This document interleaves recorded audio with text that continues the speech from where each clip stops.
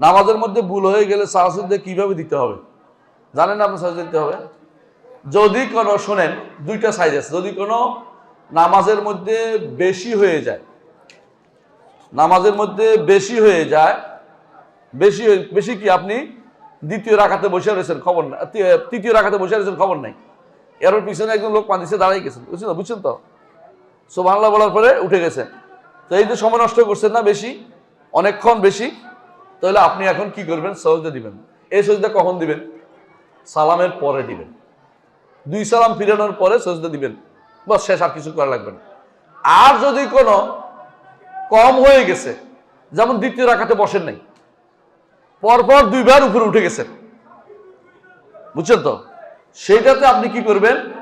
তখন আপনাকে সেই যেটা দিতে হবে সালামের আগে, সালাম ফিরান আগে 2টা সেজদা দিয়ে এবারে উঠে এদিক সেদিক সালাম ফিরাবেন, মানে আত্তাহিয়া শেষ করার, পুরোটা শেষ করার পরে, আদা আত্তাহিয়া না, বুঝছেন তো কথাটা? এটা হলো নিয়ম। জি।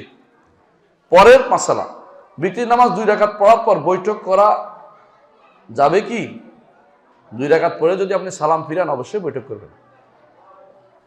2 রাকাত পড়ার পরে সালাম ফিরে ফেলবেন, এরপর উঠে আরেক রাকাত পড়বেন, এটাই তো নিয়ম। আর যদি বলেন যে আমি 3 রাকাত পড়বো একসাথে, তাহলে দ্বিতীয় রাকাতে বসবেন না, কারণ বাইহাকির হাদিসে আসছে রাসূলুল্লাহ সাল্লাল্লাহু আলাইহি ওয়াসাল্লাম বলেছেন, লা ইয়াকউদু ইল্লা ফি আখিরিহিন্না, রাসূল শুধু শেষটাই বসতেন, শেষ বসাতেন।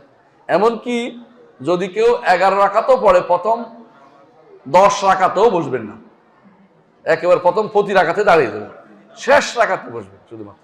এটা বোঝা যাচ্ছে কি?